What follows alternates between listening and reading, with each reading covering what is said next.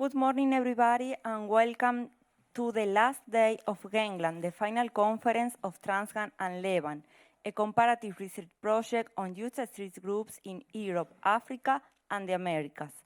Let's open the next session called TRANSGANG, Waibu, Gangs, and Mediation. The keynote is, the chair is Jose Sanchez Garcia, and discussants are David Brotherton, Dennis Rogers, Maritza Urtiaga, Lilia Utman, Cheryl Maxson, Finn Svensson, and Miriam Diver-Tengroth. Thank you. Good morning. This is the last day of our conference, so it can be fruitfully for all of us.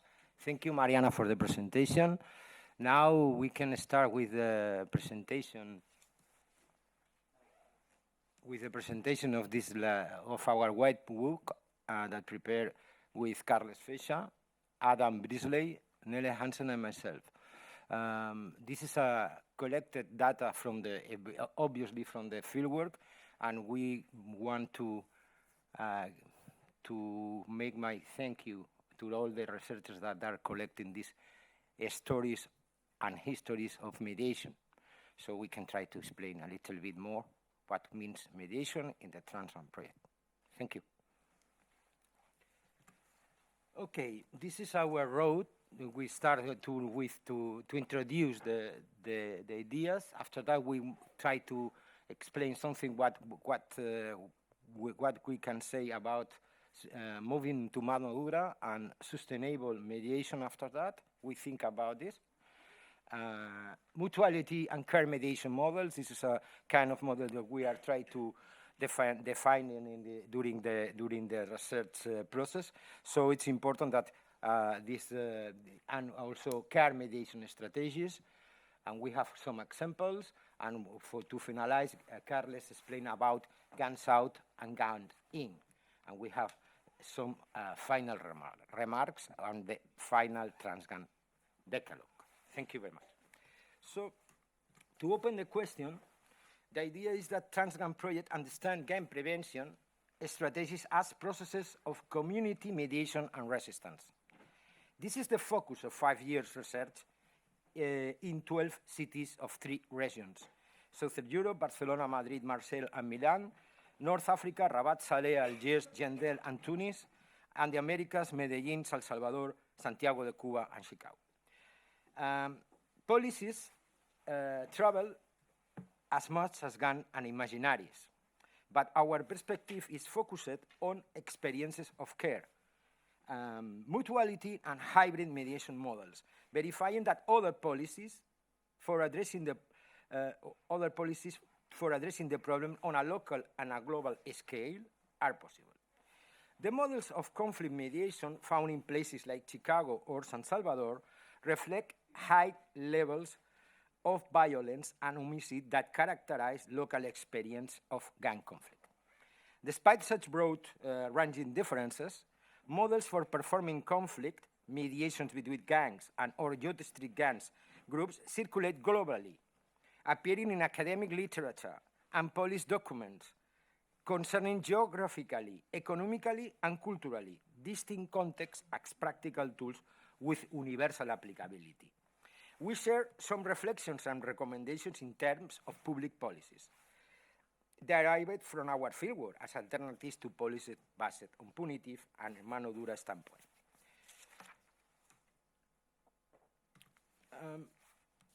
Over the past decade, there has been a trend in several of the TRANSGANG areas for gang policy to become more legalistic and authoritarian.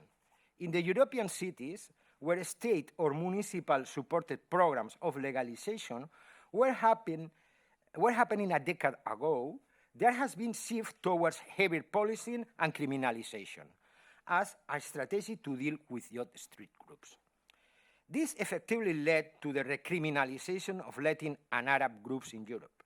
The return of emergence of the mano dura in these places is mirrored in the experience of El Salvador over the past decade. While there may well be less violence on the streets of El Salvador, a large underclass of predominantly young men is now subjected to the daily violence of the El Salvadorian prison system. In effect, mano dura does not dispel violence, but rather displaces it.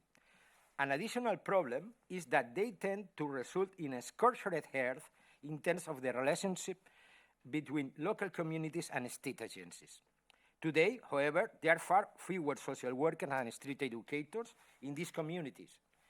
The work that will be necessary for any future attempts of a mediation-based approach is simple, not being done.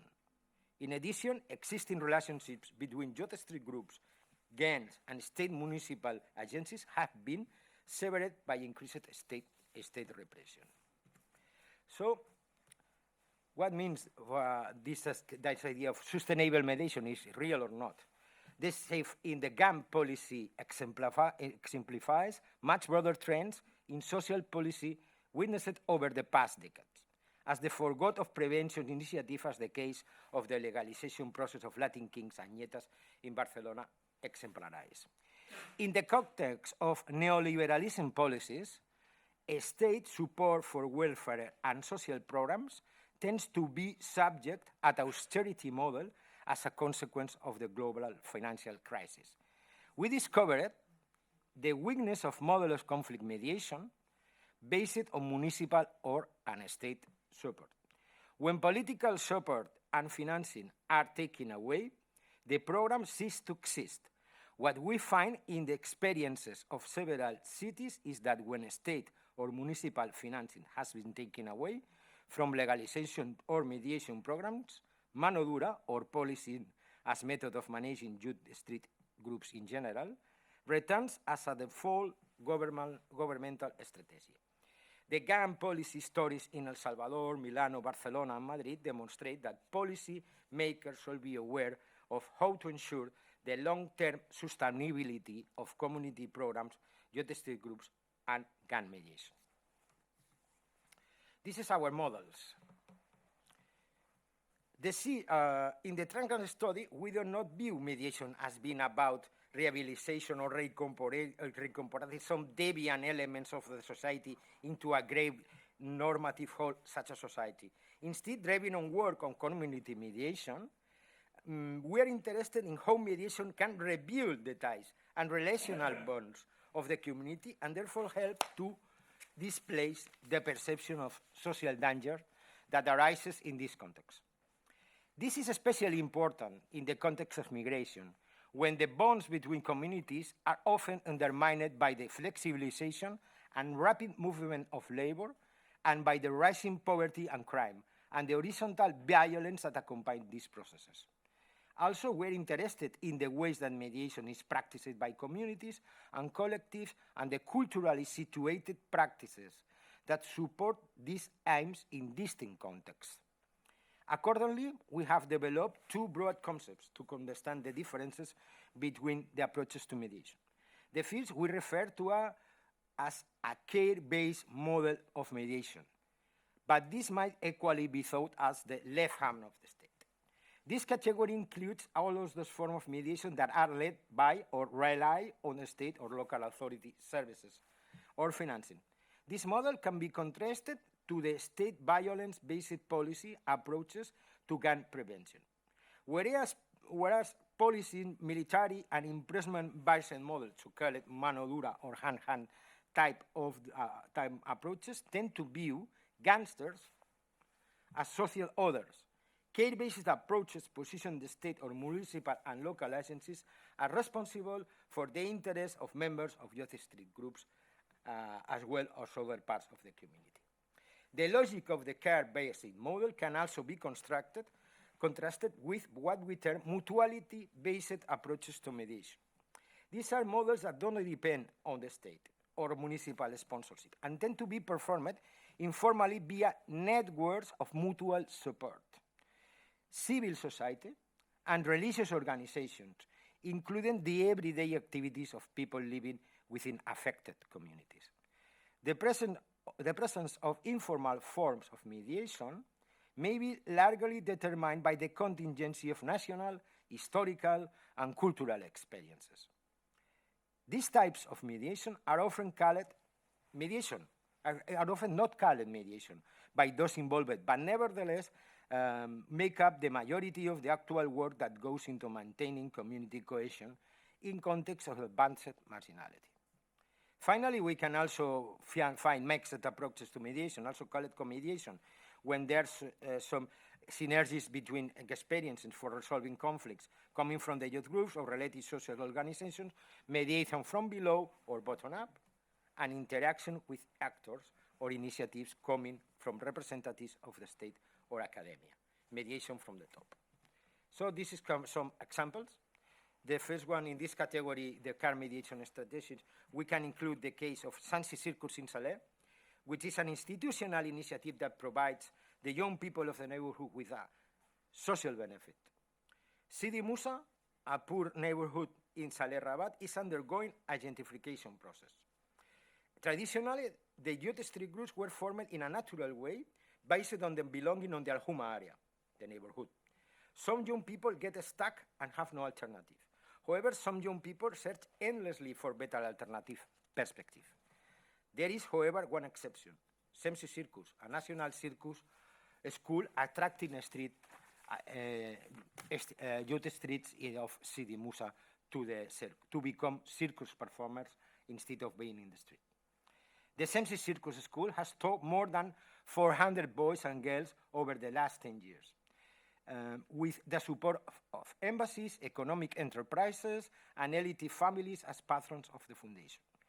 The social project works as integral non-formal education orientation that teaches young people circus techniques. Second case is the ceasefire program in United States. The ceasefire program, with the participation of the government and gang members, with the objective to reduce the number of murders caused by firearms due to the clashes between gangs, was launched in 1999 in Chicago by the Chicago Project for Violence Prevention at the University of Illinois at the Chicago School of Public Health. In 2004, there were 25 ceasefire sites in Chicago and few in other Illinois cities.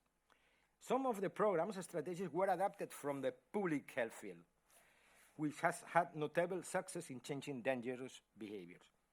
The program core activity was selecting violence interrupters to work on the street, mediating conflict between gangs, and intervening to stem the cycle of retaliatory violence that threatened to break out following a shot. Most of their outreach workers was former gang members who have served in time in prison, which gives them greater credibility among current gang members. They are an example of positive leaders. However, the emphasis on the epidemiological dimension, the program was on the focus on weapons, the lack of continuity in the involvement of gang members, and the distrust of the police are the other side of the experience, which was declined in recent years. Maybe one of the most relevant initiatives of this kind is the Barcelona case study, where a short life project to pair established residents with young new arrivals led to a meaningful and sustainable relationship of care between anonymous individuals and the members of youth street groups. The relationships that were established continue to act as safe spaces for many of the vulnerable young people involved in these experiences. Importantly, in terms of conflict and mediation, the relationships also provide a safe space and someone to turn to when the street's conflicts arise. Mothers of Canet de Mar was initially supported by the local municipal authority, but this only lasted for 2 months. Afterwards, the members of the group continued the work. The program was based on pairing female members of the local community with the so-called MENA, that is, the young people who regularly arrive in Catalonia without families, legal status, or adequate access to employment and health and social care. So we can pass to the other model. So during the research process, we collected some data on mediation processes that don't depend on the state or municipal sponsorships and tend to be performed informally. We call this a mutuality mediation process model. It is the case of the Graph in Marsella, where the big brothers and sisters have established a way to take young people away from the streets and drug trade. In the neighborhood, in the 3rd district of Marseille, mediation is understood as a collective action focused on improving the neighborhood, the lives of its inhabitants, and their own life trajectories. Neighborhood youth groups, highly stigmatized, play sport, football, boxing, basketball, or carry out illegal practices like sell drugs, or practices in self-managed. These practices can be done in self-managed spaces, the street, the soccer field, or spaces supervised by adults. In this type of spontaneous association, a community or informal mediation appears, based on the initiative of the actual residents of the neighborhood, both young people and adults. It is carried out without major institutional intervention to respond to a specific problem of daily life, such as the accumulation of rubbish in the streets. But this form of mediation is led by young people around 30 years old or more. This is the graph. For example, these neighborhood residents manage the inflatable boxing rings that Monarch, a member of the group, installs in the streets of the neighborhood so that young people can have fun in a respectful and joyful way. Intergenerational ties foster spaces for conflict mediation in street gangs, with them and other actors in the gang field in the city.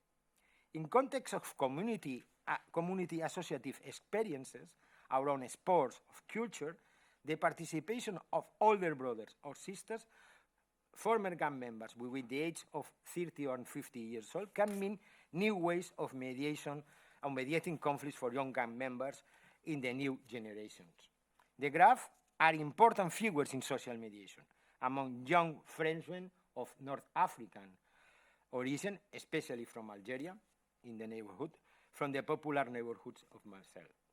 The Graph use their past experiences as an example of positive transformation for those who are now living and working on the street. Now, this is the case of Badgerra gold sellers in Algiers. It's a mutuality mediation process that is very typical in the Maghrebian region. The Drala de l'Or, which is located inside an informal market in the district of Badgerra, has become an important informal space for buying and selling gold for all Algiers. The market is set up on a road called Truc Marseille, or Marseille Road, because it's connected with Marseille. A metaphor illustrating this commercial dynamic between the two cities. The informal trade in the precious metal is conceived by most of the sellers as a support for social demarginalization in order to cope with poverty and the shrinking labor market. Two concepts are significant for understanding the market practices. Firstly, Al-Huma, the neighborhood, as a social and moral space, which redefines the roles between men and women and introduces informal mediation practices to avoid the conflict between sellers and the police, and between men and women, because women are the buyers, based on the concept of honor and dignity. Honor, the way and procedures to preserve the collective honor of the members of the neighborhood. The perception of this limit rather more extensive insofar as this space is experienced as being a space of mutual knowledge and which people identify. Secondly, behavior traders and rules are judged according to Islamic morality. For instance, the sharing of sales space requires compliance with the codes of honor and common morality. The exchanges between the actors of the gold market are based on a verbal contract or the gift of a speech based on trust, the Islamic debt system, and the application of the principle of personal delivery that is built over time, and respect, obviously, for codes of honor. Among the conflict and their solutions, we can identify three main sources. Firstly, the presence of groups of thieves and delinquents from the popular surrounding areas with violent practices. Under the influence of the majority model of Ulet al-Huma, the voice of the neighborhood, Masculinity exalts physical strength and the practice of violence according to the socialization process that the gold seller has received in the neighborhood. The use of violence to avoid these behaviors means protections and resistance in this risky context, because the trade is officially illegal, but legitimate socially. And it's impossible to appeal to police. Secondly, the presence of the police is source of conflict in the market. The traders refer to the police as a dawla, the state. They feed the feeling of injustice, hogra in Arabic, especially because they have considerable losses when the police say their merchandise. Police officers use their position to gain material advantage. To solve it, the traders adopt pragmatic and rational behaviors to minimize their financial and material losses, and attempt to establish a profitable relationship with the police through negotiation. Some of them pay them sums of money and even a salary in return of these negotiations. In this case, gold traders are warned in advance of any raids and must use this strategy. This kind of mediation with police is required between gold traders in order to ensure the continuity of business and trade. Finally, the third class of conflict is with women clients. This category of women is considered more dangerous than the gangs of thieves in Baccarat. They pretend to come and buy, and they slip the pieces of jewelry into the bags of their clothes or their clothes. He cannot search her. The seller cannot search the woman. So, which requires a direct contact with the body, which is against social rules. But the merchant can humiliate the woman verbally, but he can never touch the body. A special positive experience to finalize is the case of Casa Colacho, an art and cultural center located in Comuna 13 in Medellin, Colombia, that opened its doors in 2013. Since then, it has become an international benchmark for activism and for hip-hop culture, with high-impact initiatives such as Graffitour, which until the pandemic arrived promoted community tourism and a form of circular economy as an alternative way of life in this marginal context. Victims of violence of all kinds. In response to the repressive policies as well as to criminal gang violence, the so-called bad crimes, Comuna 13 new generations of rappers joining together using music and art as weapons against political, structural, and daily symbolic violence in the neighborhood. In 2011, the Graffitour was created, which although at the beginning it was a workshop tour designed to show the story, the memory, and the daily experiences of the territory of Comuna 13. It eventually became a fundamental strategy even for self-management as a group. Today, Graffitour managed to be a journey through the memory of Comuna 13, or graffiti and of the entire history of hip-hop that transcends local, national, and international borders. Other processes of searching resistance, creation, and organization have been added to Casa Colacho proposals and action that were already being experienced and built as group since the creation of the hip-hop elite group. These different examples of mutuality mediation remind us that the mediation processes are not just a relationship between state and agencies and members of youth group, but processes that involve interpersonal relationships between community members. Thank you very much, and now is the time of Carlos.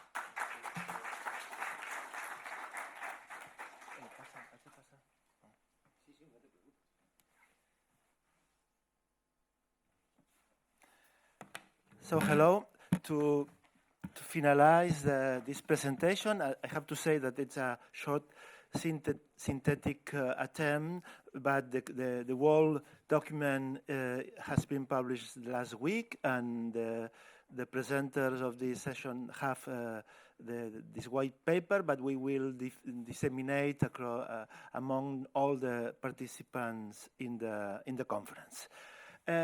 This diet that we can build between the dominant approach of gangs out, that is the suppression and the invisibility of youth street groups, based on legal police or social attempts on one side, and on the other side, the approach of gangs in, that is inclusive policies that from the same gangs or street groups, from NGOs and even from scholars like us, have tried to be in contact and to try to do social and cultural programs from below.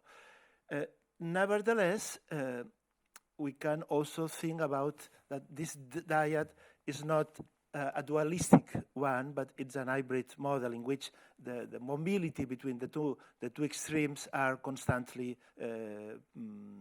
played. On the objective is to transform what we call the Bermuda Triangle. Our three regions are between America, Europe, and Africa, and in between the Bermuda, as you know, is the place where some magic disappearance of people or airplanes are in action.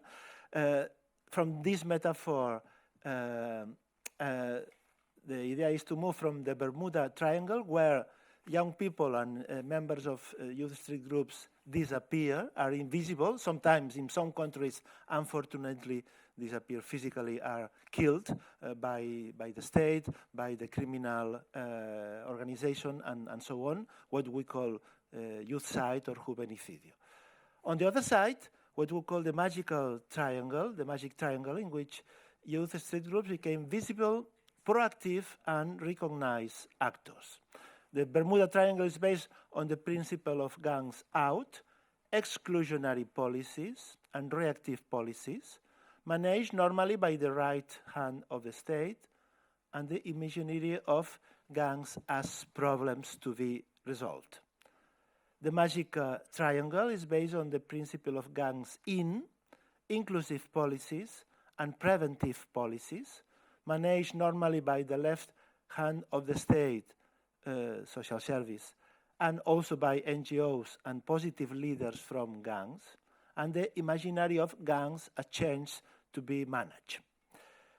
As I explained, this diet is not so clear as the examples that Jose Sanchez have been presented before. In our research, we have find in the 12 cities a lot of examples, even of gangs out, suppression and repression, and of gangs in, inclusion through art, through participation, through education.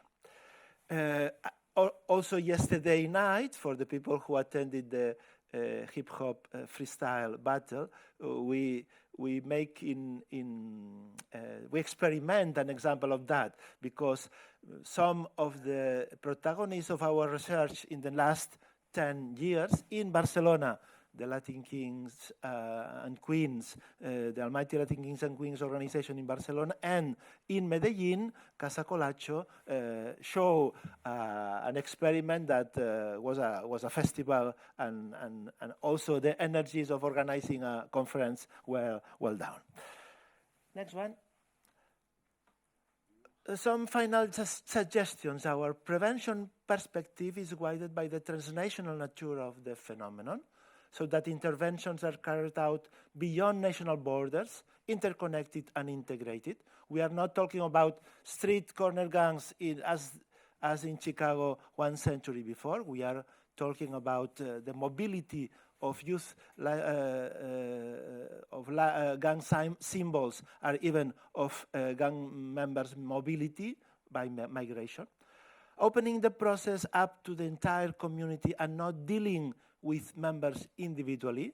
The gangs are a collective identity, and subjective is important, but if we separate them, it's, the possibility to be successful is reduced.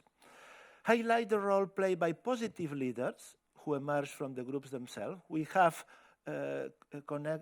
interviewed, we have lived with a lot of boys and girls that became positive leaders. Also that yesterday roundtable demonstrate with the participants of this roundtable were boys and girls who belong in the adolescents, in the youth, to youth street groups, sometimes participate in violent acts, but today are positive leaders for their community.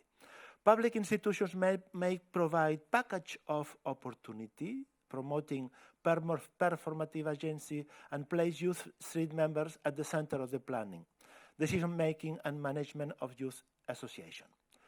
Public policies at local, national, international levels can work to facilitate synergies between governments, social work professionals, researchers, youth street groups, and even police, local policies, community policies that are also them actors in this arena.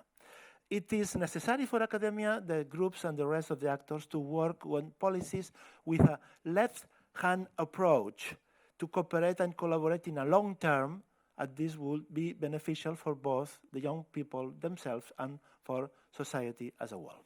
Next one. Finally, we have tried to elaborate a decalogue, of course, in this under discussion, and for that we asked to researchers present in the next session, international researchers on youth gangs, and also to policymakers and stakeholders to discuss and to reform this decalogue. I just read the 10 points. The first one is to recognize that the members of youth street groups have the same rights and duties of any other citizen or group, including the right to freedom of association, meeting, and expression. Second, avoid short-term actions in favor of mid and long-term application perspectives in public policies on youth street groups to obtain positive results. Third, change the policy orientation from institutional top-down governance to bottom-up strategy to ensure better conditions for providing cultural non-formal education service for the members of youth street groups. Youth street and youth street policy should be based on the principle of subsidiarity, that is, the priority of the local level in the implementation of these policies. Fourth, promote the active participation of the group members and ex-members in the mediation and reform process and in the creation of spaces for sociability, cultural creation, and non-formal learning. Fifth, to achieve the involvement of civil society and local communities in providing tools and space to become involved in the proposal of youth street groups. Six, this is important, to develop in collaboration with local entities, institutions, and young agents, a professional training program with official or non-official title according to the possibilities for intercultural mediator or for positive leadership, a mediation program in which members of youth street groups can become professionals in this area. They know very well how to work with young people, and they are possible actors in this area. Seventh, to create space to facilitate young people's transition to adulthood without going through the itineraries proposed by the gangs, by the criminal gangs, because youth street groups are a space of resilience and adaptation to the transition from young life to adult life. 8, implement a gender perspective to change and to challenge roles based on hegemonic masculinity in the social intervention with youth street groups. We understand that gender are not only an approach in any research program, but also a possibility to change this hegemonic masculinity that is in the base of conflicts and violence in the streets. Ninth, avoid and restore the image of youth streets groups in the media. Media are another actor in the field, due to its central role in the production of criminalizing imaginaries and the construction of public enemies. And 10th and last, to promote youth networks in which the different sensitivities and actors, members of youth street groups and gangs, ex-members, researchers, social workers, educators, NGOs, policymakers, police actors can cooperate to produce models and protocols to improve policies concerning youth street groups. And for that, we will discuss in the next two sessions this document with first researchers from across the globe, from America, from Europe, from North Africa. Some of them will be in the round table with the coordination by Jose Sanchez, and others will be in the room. We apologize that in the last 2 days we hadn't had enough time to discuss the session because there are a lot of information and a lot of time, but today we have a bit more time and we ask for you to participate. So I ask the scholars to come here, and Jose Sanchez will moderate the debate.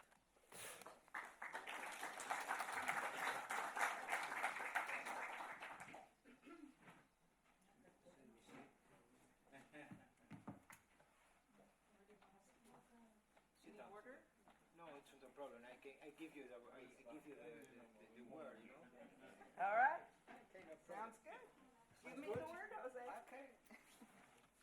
Thank you. So much people, 1, 2, 3, 4. It's 6 persons.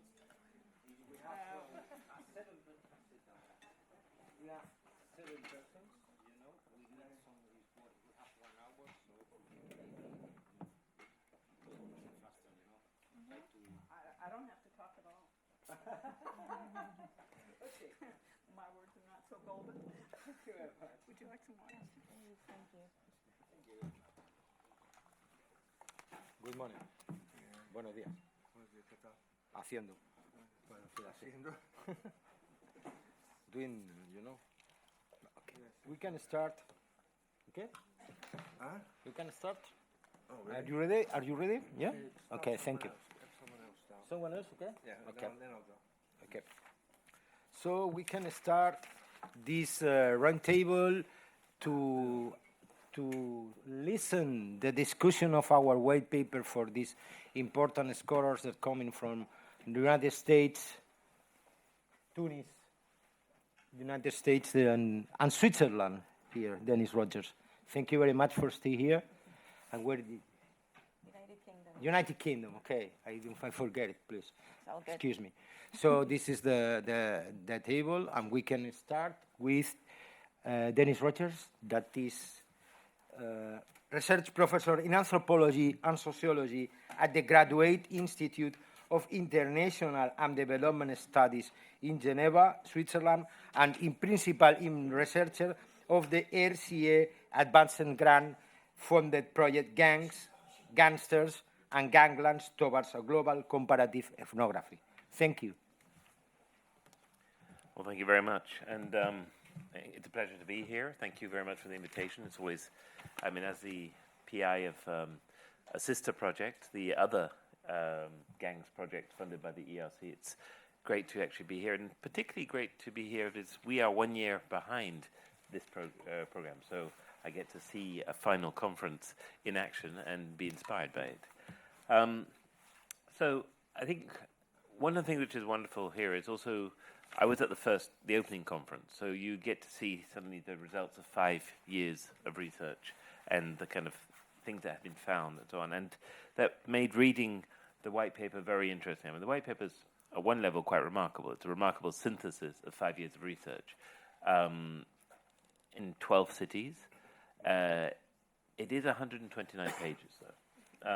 And that's perhaps let's say, my first point of constructive criticism, I mean, in terms of the content, you know, you have done some amazing research, you have found some amazing things, but if this is a policy paper, it needs to be much shorter than 129 pages. I think we should, I used to work on a project which had a principle of 1-4-44. So you had working papers which were 44 pages, then you had a 4-page synthesis, and then you had a 1-page policy brief for people. And I think here, one of the things which would be very useful with this working paper, with this white paper, is actually doing very much what you did in the presentation. The one thing I missed out was actually concrete examples. And in the presentation, you showed some very concrete examples of policies, of initiatives, which you could actually draw on and perhaps transfer to other contexts or think about more generally. And I think I want to kind of make 2 points. One is substantively, there's, I think there's something very important that two things which are very important in what you've pointed out. One is about this idea of the classifying different types of initiative, of mediation initiatives. So you have the care, mutuality, and hybrid initiatives. This is a very interesting and way of thinking about things, and it actually tells us something about the possibilities to put in place policies in different types of contexts. And I think that's something to be built on. And the way that you actually showed here different types of initiatives in different contexts enables us to think about other contexts. I could think about Nicaragua and think, well, you know, actually care initiatives are going to be very difficult in Nicaragua right now, particularly with a kind of quite authoritarian government. But mutuality initiatives are what need to be promoted. They're the things which you can actually kind of nurture mutuality initiatives. On the other hand, in South Africa, where you have a lot of a government which is much more positive, much more, shall we say, doing what a government should do, which is actually try and nurture communities, you can actually put in place care initiatives and collaborate with government. The other issue, which I think you bring to the fore very well in the project, is this kind of the Manichean nature of the world around gangs. I mean, you've summarized it using the Bourdieu's notion of left and right hand kind of the state or politics. And I think this is something which needs to be kind of really put to the fore in terms of policy making. I mean, policymakers often think that they're on the good side of things, but actually, until you actually show them that there are the way the world divides up, it can be difficult to kind of promote things. I think the coming back to kind of critiques, I think the one issue about the Decalogue, I think the Decalogue is a great idea. It's a very nice communicative tool. But the frustration I had reading the Decalogue, and you had them read out by Carles, is they remain very general. They're extremely general, and they, in some ways, you could almost have formulated them without having done the research. I felt that there was a sense that what I was missing is kind of very specific kind of policy points that kind of say, okay, so we did research in Colombia, and our research showed that if this kind of initiative does that, transforms the community in this way, and we need to be able to try and transfer that to other places, and these are the elements of transferability. And there's one initiative I think is brilliant in the Decalogue, which is the idea of trying to promote the professional mediation qualification or training program. I think that would be incredibly ambitious, but I think a very concrete and interesting kind of practical policy to come out of the research, because as a training program, you would be drawing on specific examples. You'd be drawing on kind of previous experiences, and one of the kind of strengths of the TRANSGANG program is its kind of broad-based comparison between 12 different places. That makes it quite unique, and so you actually have something that you have concrete examples. You could actually construct a program. My challenge to you would actually be to say to you, okay, I think this idea is a great idea, so put together a model syllabus. Give us a syllabus of a course that would be the core of this kind of professional qualification, and then let's train people into actually teaching it.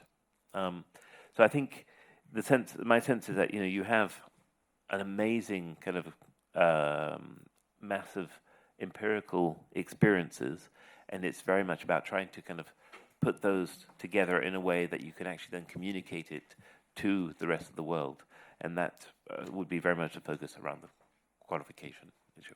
Thank you. Thank you very much, David. Now go Dennis.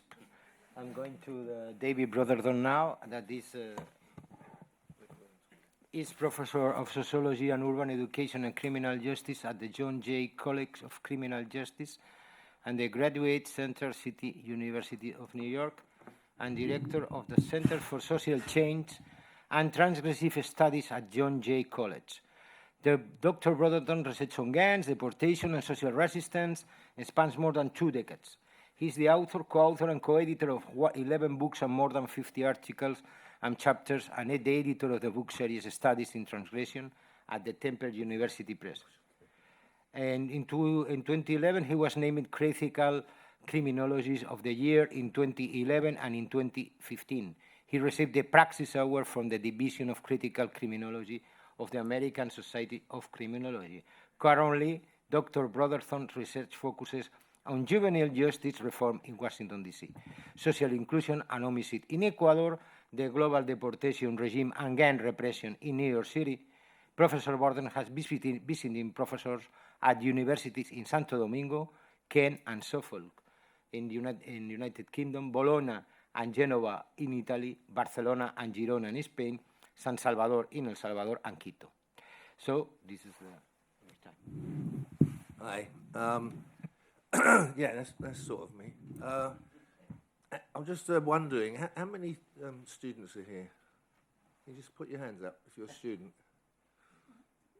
Oh, right. Yeah, 2. Okay. I mean, this is indicative, right, of, to a certain extent, where we are, that, gangs are everywhere in the imagination, but they're nowhere in any kind of real political engagement, right? Which is very problematic. And, this study is very unusual, obviously, because it covers both the global north and the global south. And that's its really main intervention, which is terribly important. And you see this in, especially in the kind of transversal analysis, right? Where you're really basing it on sort of this extraordinary development of the gang in both hemispheres. It's, let me see now, where we are, 2023. I came back here, I think it was 2024, 19 years ago, actually. This is why this is why this project exists. I came back here 19 years ago, asked to come here by social workers in Barcelona to talk about the Latin kings and queens, because they'd never seen such a grouping of that nature. And I came back, and we all met on the Ramblas, and there was about 25 social workers from Barcelona. And I gave a talk about what we'd found in New York City, because we'd done we've been working with the kings and queens from 1996 through to probably about 2002, and wrote the first real analysis, interpretation of a gang as a street organisation. When Mission, or William Ross talked about gangs, he talked about them as street organisations. And we intervened and we said, you can't call them gangs anymore. And we probably couldn't call them gangs in the first place because it doesn't mean anything.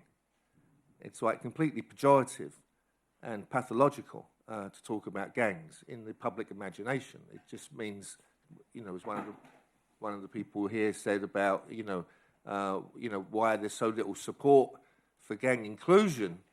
It's because gangs is a hegemonic term. It means it's the everyday other.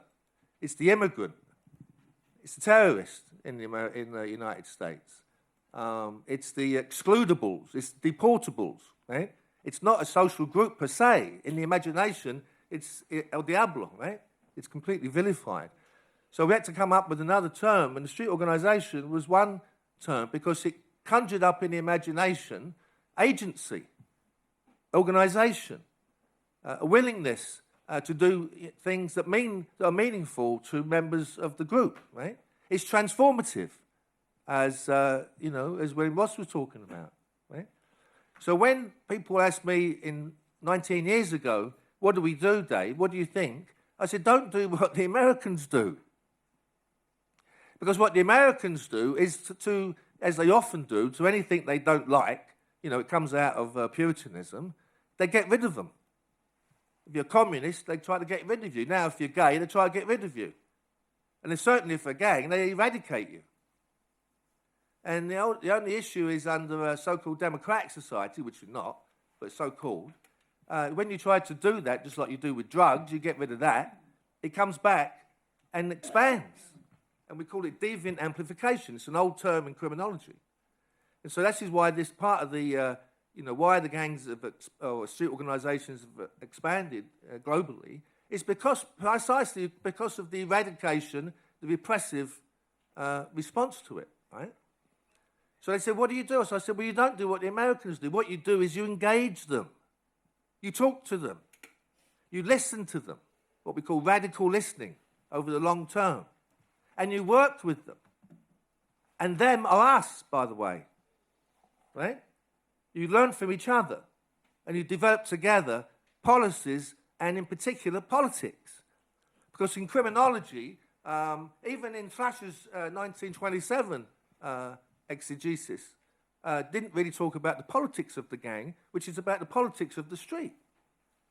So I just want to say a couple of things about, you know, this is an important white paper, it's an important intervention, but there's also important gaps and elisions.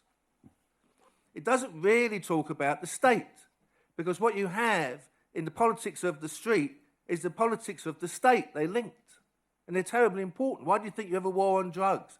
Why do you think you have 2.1 million people locked up in prison in the United States? Why do you think you have El Salvador with the highest per capita prison population in the world under Bukele? Because of the relationship between the politics of the street and the politics of the state.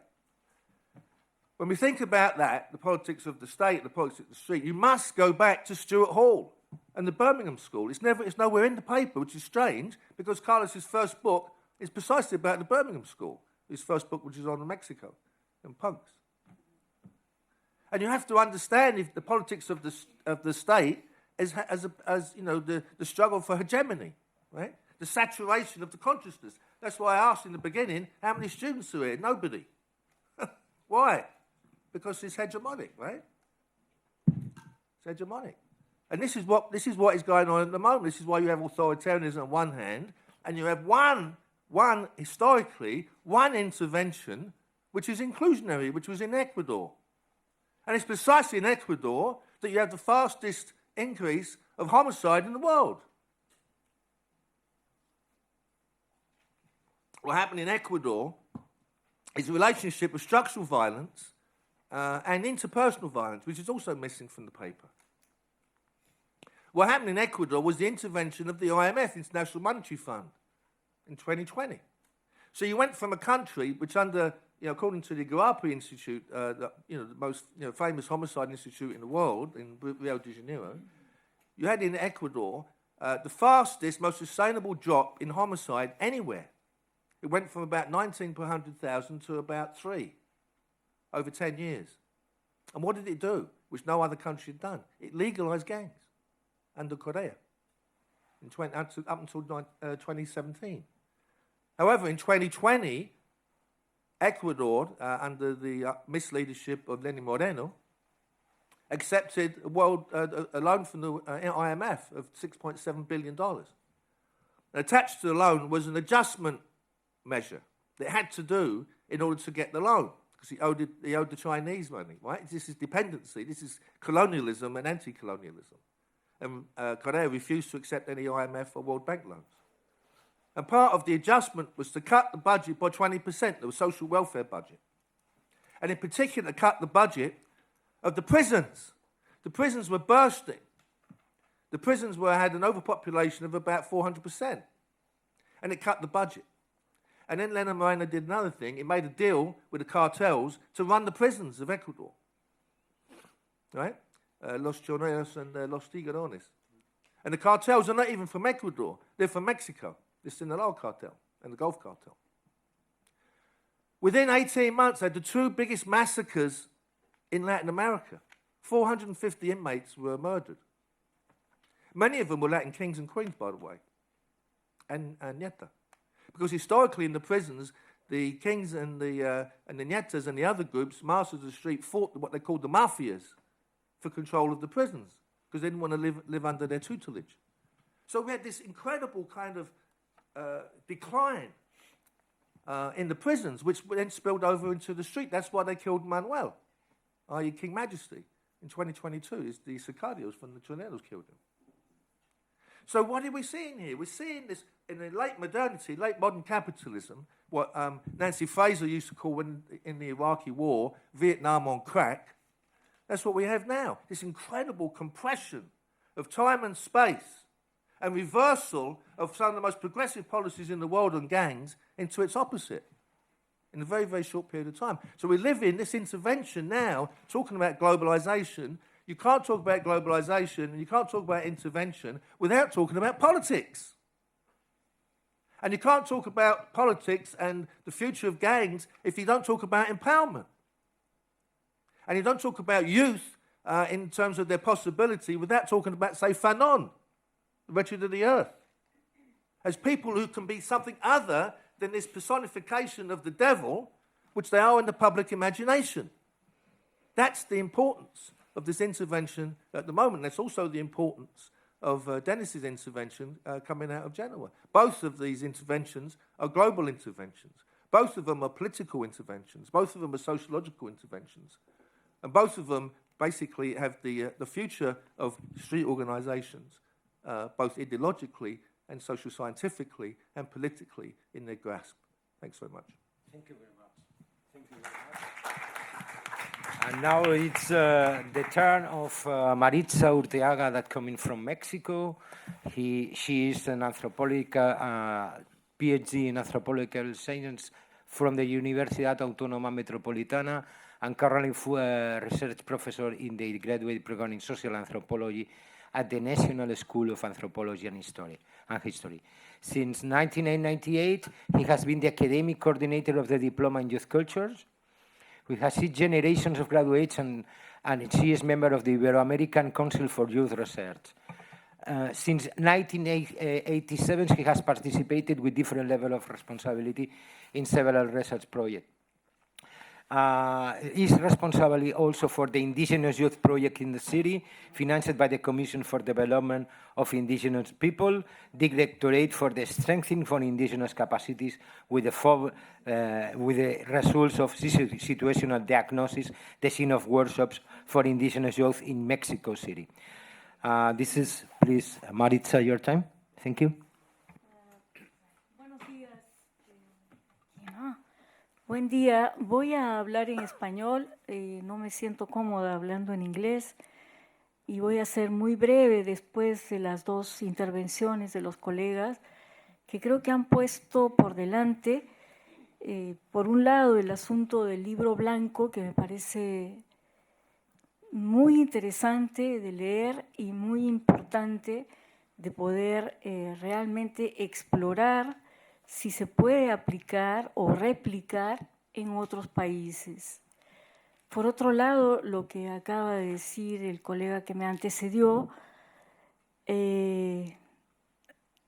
ubica el problema de las gangs o de las bandas o de los grupos de la calle, agrupaciones juveniles de la calle, en una problemática latinoamericana y árabe, yo creo, bastante difícil y en donde existe una situación de retroceso en las políticas públicas de seguridad social como de protección a la población y una sociedad violentada desde hace 40, 50 años, no por las bandas o por las gangs, por el crimen organizado, por el narcotráfico y la forma en que estas mafias se autoorganizan. También hablamos de una situación en América Latina y creo que en los países árabes también, fuertemente marcada por la desigualdad que atraviesa la vida de toda la población, incluido, por supuesto, los jóvenes. Hemos visto a lo largo de estos 2 días la cantidad de documentación y productos que ha producido esta mega investigación. Yo creo que son muy útiles para poder pensar y reflexionar los contextos tan violentados en América Latina. El caso extremo de San Salvador es precisamente algo que es extremo, pero que en México se realiza todos los días sin meter en la cárcel así a los jóvenes. El crimen organizado hegemoniza fuertemente la forma en que se agregan los jóvenes de los sectores más empobrecidos. En los últimos años, el crimen ha eliminado a las bandas del territorio por asuntos de cooptar la plaza, o ha cooptado las estructuras pandilleriles de tal manera que con ello, con estas estrategias, los jóvenes sobreviven a estas situaciones de violencia. Yo, mientras leía el documento, me encantó el documento y he visto los resultados de la investigación y he pensado en el caso colombiano, me preguntaba cómo podíamos hacer para realmente aplicar esta investigación en un momento en que América Latina está quitando recursos para la investigación social. Y en México particularmente, los académicos somos agredidos diariamente por un gobierno que se dice de izquierda.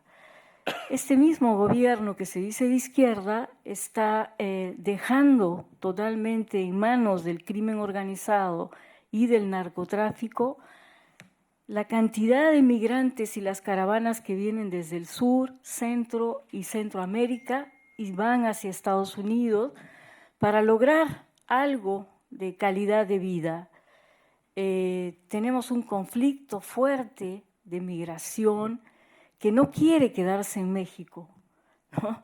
Pero tiene que estar en México en un contexto en el cual el crimen secuestra, desaparece cuerpos, esclaviza el trabajo de estas personas y otras que intentan pasar a Estados Unidos. Esa es la situación, digamos, caliente actualmente. Son 11 feminicidios diarios. El número de desapariciones ya la he perdido de vista en este año. El número de muertos por el crimen ha subido considerablemente en menos de 3 meses de este año. Esa es la política pública que tiene el Estado, el gobierno mexicano actual, de dejar hacer, dejar pasar. Entonces yo pensaba que a diferencia de Colombia, o no a diferencia, sino pensando en el caso colombiano lo más cercanamente posible a las situaciones latinoamericanas y con menos violencia, digamos, en el caso de las situaciones árabes, pero pensaba qué podemos hacer en lo inmediato, no solamente en términos de pensar las bandas o reflexionarlas, y para eso el libro blanco es estupendo, ¿no? O sea, bueno, voy a decir otra cosa en ese sentido, pero sobre todo pensar en intervenir dentro de los campos de violencia urbanos y rurales actualmente, ¿no? O sea, frente a estados que no se quieren hacer cargos, como conversaba el otro día con Carles, así como el ayuntamiento aquí no quiere hacerse cargo de nada de lo que pasa en las calles, veamos esto en dimensiones estatales, ¿no? Todo Centroamérica, salvo El Salvador que encarcela, el resto deja pasar, deja hacer al crimen y militariza toda la sociedad. Esto solamente exacerba la violencia en estos momentos y las señalizaciones que hacemos los académicos y las oposiciones políticas a estos gobiernos no son suficientes en países donde la organización popular está metida más que nada en asuntos de sobrevivencia en términos de comer todos los días y en donde se da el caso, como todos sabemos, de la indiferencia frente a lo que está pasando en los barrios urbanos, populares y en las situaciones de marginalidad. O sea, después de la pandemia y durante la pandemia, los jóvenes fueron altamente golpeados en muchos sentidos, pero sobre todo fue golpeada la economía de las personas en América Latina fuertemente, también en Estados Unidos, y sin embargo, mi pensamiento es cómo hacer para poder intervenir en lo inmediato, y lo inmediato no puede ser parar la violencia porque esta escapa a nuestros medios, pero pensaba, ¿qué podemos hacer? Intervenir en los medios de comunicación que son terriblemente negativos con respecto a las bandas juveniles, que son los chivos expiatorios de todas estas guerras del crimen y el narco. La mayor cantidad de muertos en México y en Centroamérica son jóvenes, tienen menos de 25 años de edad, si no son menores de edad. La mayor cantidad de muertas mujeres son jóvenes de menos de 20 años de edad, porque son usadas en la trata sexual y en todo eso. Entonces, sí estamos en una situación desesperada y pienso que el camino va a tener que ser la autogestión de nuestras propias fuerzas. Así como Colombia ha autogestionado su propia forma de poder responder y pacificar por lo menos comunas y a través de las actividades culturales, sí es posible pensar eso, pero también soy realista en el sentido de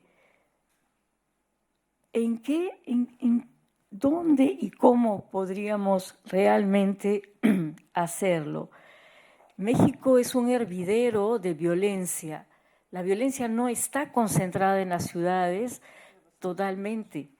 Entonces, ya.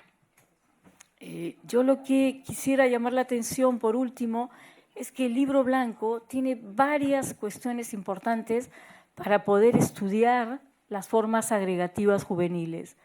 Entre ellas, toda la conceptualización y la metodología aplicada y creo que es necesario fomentar su lectura, la reflexión y la aplicación de esos marcos de investigación. Reflexionar también en dónde podemos intervenir en lo inmediato para poder seguir abriendo como huecos para poder intervenir en estas situaciones de alta violencia. Gracias. Thank you very much, Maritza. And now Maria Oliver try to summarize this discourse. Okay, here I go. Well, Maritza reflects about the conclusions of the White Book, that she considers they are interesting and important, and that we need to explore the possible copies and applications in different countries, even in countries that haven't belonged to the TRANSGANG project. She finds the perspective from the United States, for example, is kind of different from other countries' studies, because of the societies of that studies, for example, Latin American societies and Arab societies are crossed by organized crime and even young people in these locations.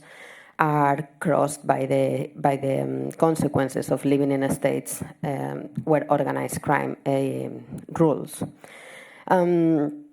She understands that the text is a good point to think the realities of places like Mexico and El Salvador, where organized crime has actually displaced gangs, their dynamics, their practices, and that the organized crime dynamics are more harmful and more damaging for young people than the practices of the gangs, especially for young people. She questions the proposals of the white paper and how can they be applied in contexts as the ones of Mexico, where the state works against the academia, where migrations from the south and aimed towards the north are made to stay in Mexico, a place they don't want to be. And she criticizes the policy of dejar hacer, dejar pasar, let do, let happen of the state that does nothing related to the crimes and murders that mainly affect young people, young women and young men. She reflects on how to intervene in violence fields, how to intervene in the immediate needs of the population, of a population that is focused on living, mainly covering the daily needs, and how from the academia that is confronted by the state that again does nothing and allows everything to happen, and how can they reflect from the position and from the practices of young people, communal practices, aggregative practices, can be incorporated into the academia, and how this mix, young practices, young aggregative practices and the practices from the academia can work together to intervene in the immediate necessities of stopping violence and stopping feminicides, stopping death by organized crime. And more or less that's it. Marisa, did I leave anything? It's okay? Okay. Thank you, Maria. Now I think it's a time to listen some people that coming from North Africa, in this case from Tunis. She is Lilia Oudman, doctor in clinical psychology and development assistant professor at the Higher Institute of Human Sciences of Tunis El Manar University. Researchers on issues of parenting of children and young people in the face of psychological and social precariousness. Please, Lilia. Thank you. Thank you for all organizers of this meeting, and I am glad to be with you. Je parlerai en français. I will speak in French, but I have a traductor, translator. Thank you. Donc, je parlerai de ma place de clinicienne du social et en même temps de chercheur.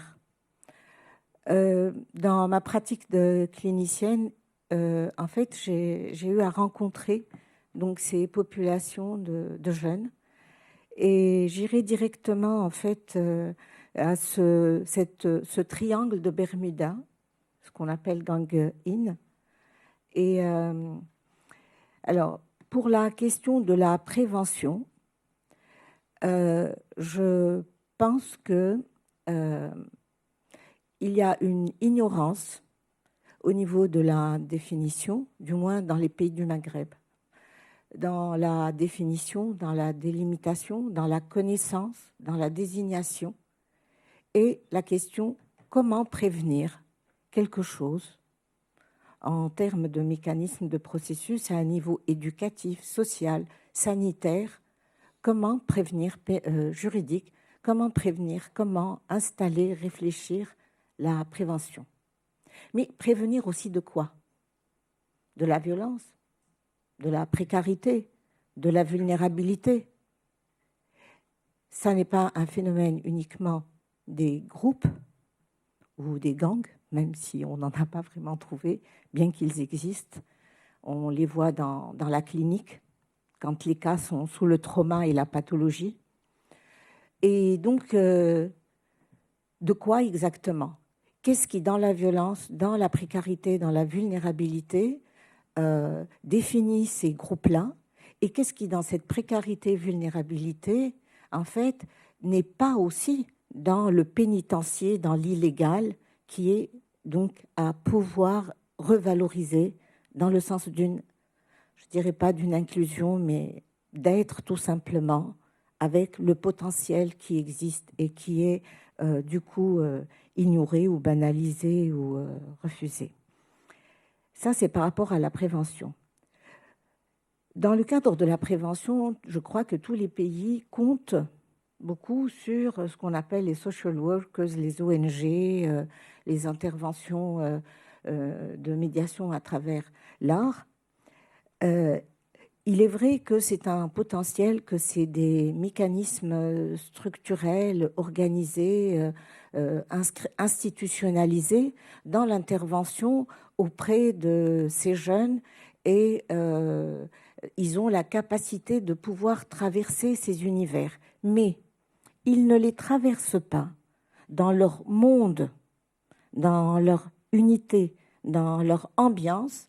Ils les traversent dans d'autres espaces qui ne sont pas les leurs, qui sont institutionnalisés, codifiés, dans lesquels il y a moyen de ne pas travailler, de rencontrer la marginalisation et la stigmatisation. Travaillons-nous alors réellement sur ces aspects fondamentaux qui sont la source de cette souffrance ou de cette pénalisation? Donc il y a tout un travail sur ces intervenants qui est aussi de les ramener à pouvoir être sur une réflexion de on travaille avec ces jeunes et ces gangs, mais le cadre et les mécanismes mis en place attaquent-ils le problème ou au contraire le maintiennent-ils? Pérennisent-ils quelque chose d'une répétition d'un même rapport, donc de marginalisation? Or, nous estimons que nous sommes au contraire dans une socialisation ou dans une socialisation médiatisée. Les deux ensemble, bon, ça rend les choses plus complexes. Alors, la restructuration de la justice, et qui est un travail de fond, et là, en fait, je voudrais m'arrêter sur cette partie-là qui est, à mon sens, très importante. Pourquoi ? Parce qu'en réalité, dans ce secteur-là, institutionnalisé, régularisé par les droits, la rencontre, en fait, se fait... Alors, on est avec la délinquance et la criminalité avec les grands. On est plutôt avec les familles et les enfants dans un cadre qui les fait sortir de la criminalité. On est dans les mineurs et pas dans la majorité. Et là, le rapport, en fait, appelle une autre réflexion sur les droits et est lié. Un autre rapport à la pénalisation et est lié. Une autre réflexion très nouvelle des juges sur la manière de faire avec la violence, la vulnérabilité, la criminalité. Et en réalité, l'absence même de loi qui organise ce rapport à la criminalité ou à la violence mineure est réellement une voie dans laquelle il y a cette restructuration juridique. Il y a quelque chose aussi de plus important, à mon sens, c'est les familles, et plus particulièrement les mères.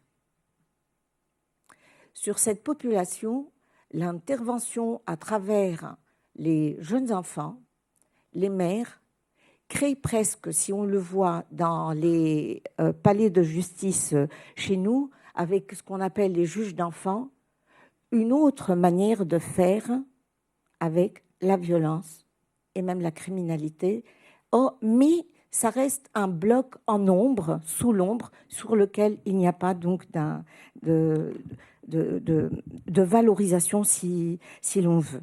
Alors, je terminerai en tant que clinicienne et qui connaît plus ou moins ce travail, pour dire qu'en tant que chercheur, entre le travail qui s'est fait sur Sahwa, nous nous sommes retrouvés presque sur les mêmes entités, par un choix, je sais, mais nous avons rencontré la première fois et la deuxième fois les mêmes populations, c'est-à-dire le marché informel, la culture underground et les engagés.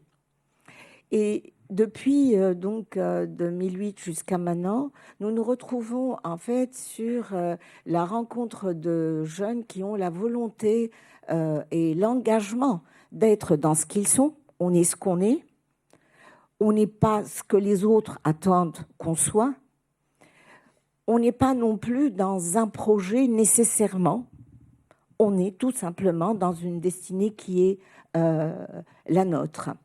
Et ce qui, à mon sens, en tant que chercheur, est très intéressant, c'est en fait au départ, on était plus sur la subjectivité de ces sujets, comment ils se sentent, comment ils se représentent, comment ils s'organisent, comment ils font leurs projets.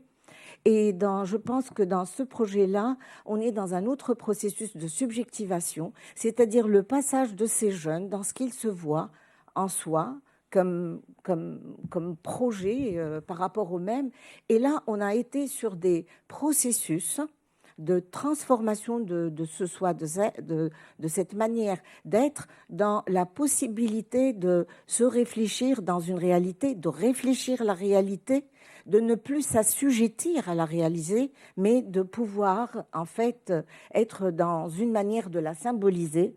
Et la question des valeurs et la question de la reconstruire ce rapport au monde et ce monde-là en fonction de ce qu'on est, je crois qu'il est au cœur de la possibilité de la médiation et qui est en fait les indicateurs de la médiation interne, c'est-à-dire quand ces jeunes en arrivent à cette maturité, à l'intérieur, ils deviennent capables d'être des médiateurs internes, à un niveau de maturité beaucoup plus importante, mais parce qu'il y a ce travail de subjectivation, il y a cet élargissement et transcendance de leur groupe pour aller dans une géographie plus élargie, et de toutes les manières, que ce soit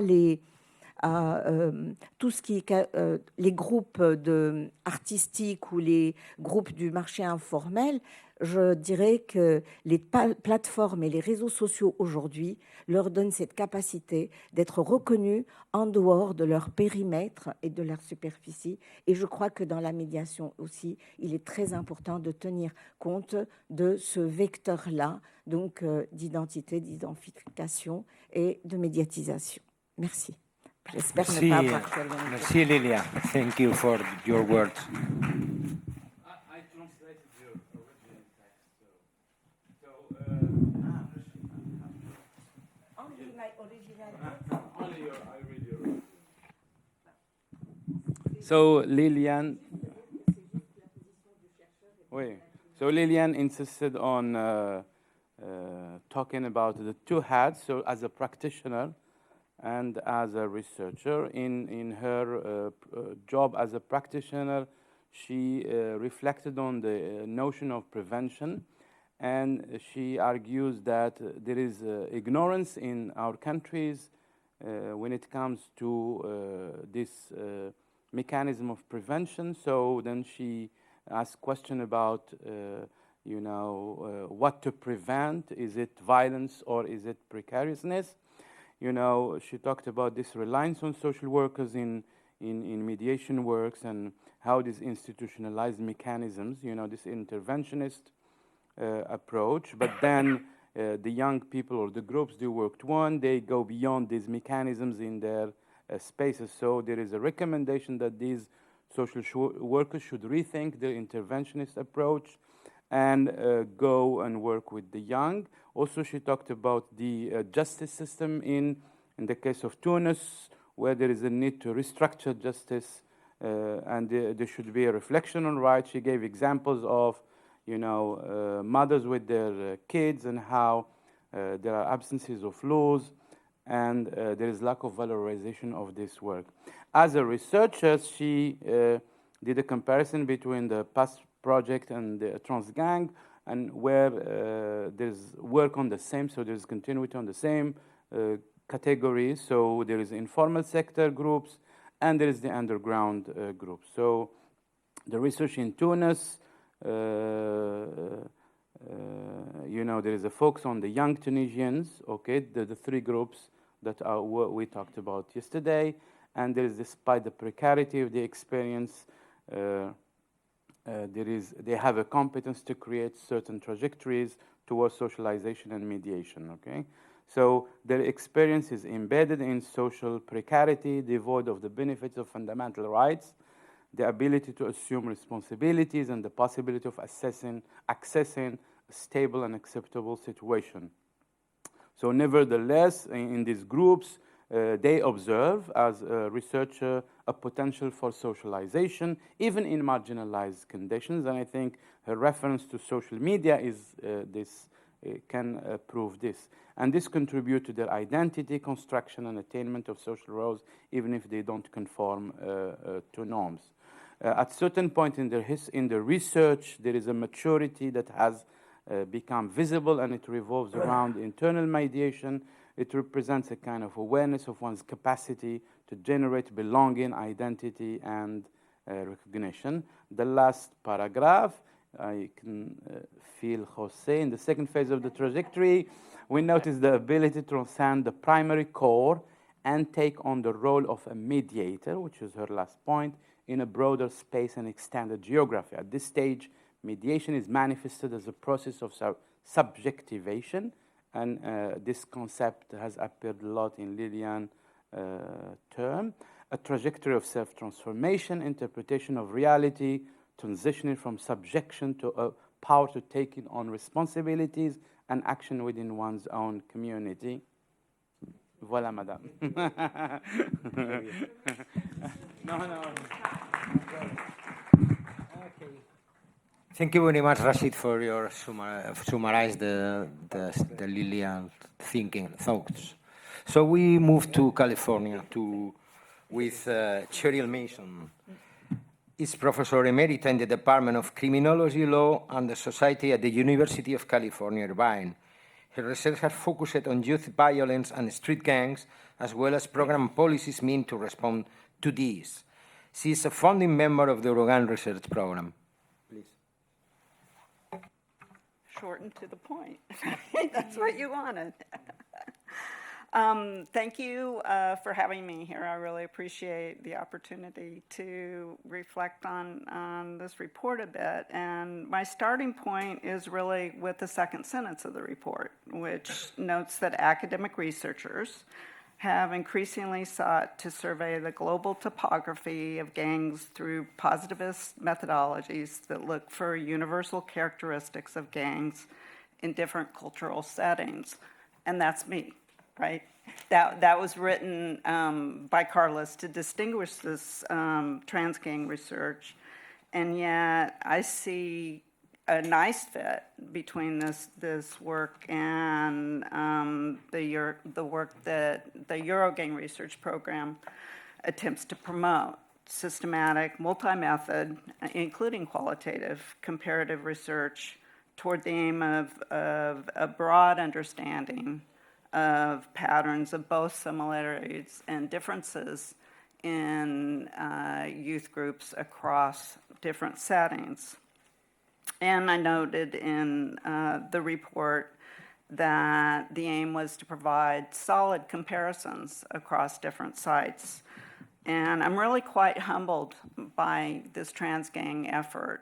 We have at least 4 continents, 12 cities, case studies, and contrasting studies within each of these 3 regions, multiple methods, participant observation, in-depth interviews, focus groups, among other efforts. And so I can only imagine what it would have taken to also employ our youth surveys, expert surveys in such an effort. It would be really quite overwhelming, and I can't even begin to wonder what kind of additional insights that might have come out of that. But my comments really do focus on the project that you did, not the one that you chose to do.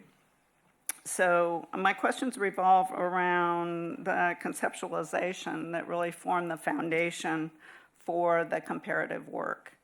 And so I was just, it'd be great if there was the opportunity to reflect on what were the basis for the selection of the sites that were included? And the differentiation between which sites were designated as case studies versus which were the contrast cities, as part of the goals of the project were to compare and contrast within region, across region, and then to aggregate over the whole. So it would be interesting to know what the basis for that site selection was and how your findings might have differed according to whether there was a case study or a contrasting study, and how findings might have differed across region based on that. Also, the degree to which selection was tempered by the interest in mediation programs, whether that was an entry point for some of the case selection, or whether the case selection was independent of whatever mediation programs you might have identified within the site. And I guess finally,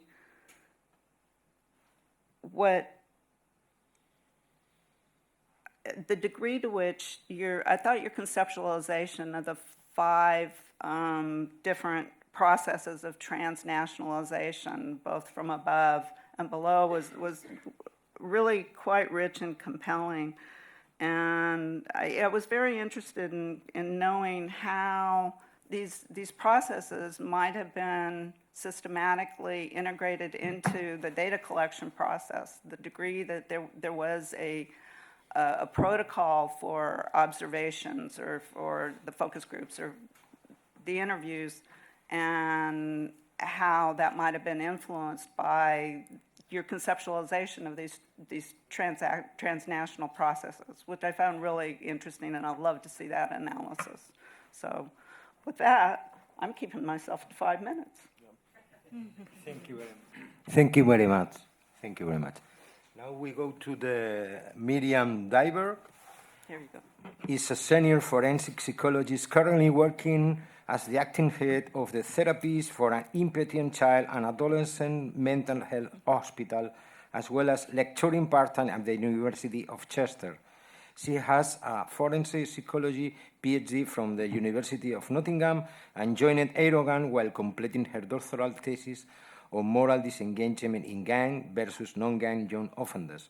Miriam Diver has varied a practice story driven by a common thread of promoting trauma-informed working. Okay, thank you. Like my colleague I wear the 2 hats of practitioner researcher, but I have to confess that my practitioner hat is significantly bigger than my research hat right now. So some of my feedback really comes from that angle.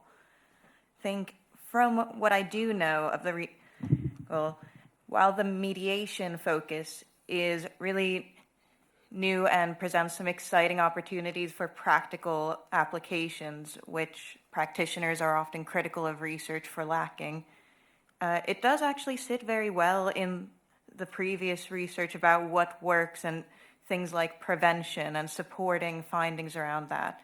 But I wondered if, based on your experience, because you guys worked across so many different sites with so many different organizations and youth as well as police, so spanning that, and from your experience, how do you get people to buy in to what we're saying? Because we know prevention works, but we don't know how to actually get politicians to listen to that. We've been saying that and trying to get them to invest in our preventative programs. So I think even though it wasn't a focus of your research, it would be nice to know sort of the lessons learned from how you approach this project in terms of actually getting people to invest in your recommendations and keeping that investment going even as politics changes. And the only other that I wanted to briefly touch on is in terms of readiness to change. in psychological treatment, we talk a lot about the importance not just of having an effective treatment, but that our client is ready for that change and in a place where they can actually engage and move towards it. And so for some of the recommendations, I think an interesting add-on would be to look at how you build readiness. Like, it would be great if we could get the media to shift some of those narratives the way you talked about. How do we get the media to actually be ready to do that and feel invested in doing that? So, yeah, I'm excited to see how it turns out and would love to hear some more practical tips from your experience. Thank you very much, Miriam. And now the last words is for the Professor Emeritus in the Department of Criminology and Criminal Justice at the University of Missouri, St. Louis. That is a researcher conducting gang-related research for more than 30 years and have been a member of the steering committee of the Logan Program of Research for the past 25 years. Finn, please.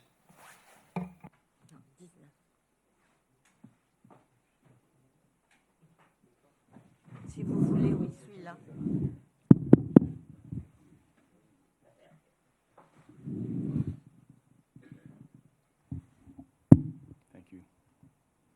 Thank you. My strategy worked. I wanted to be the last one, so I could cut it short. I retired before the pandemic and totally grew unaccustomed to speaking to groups.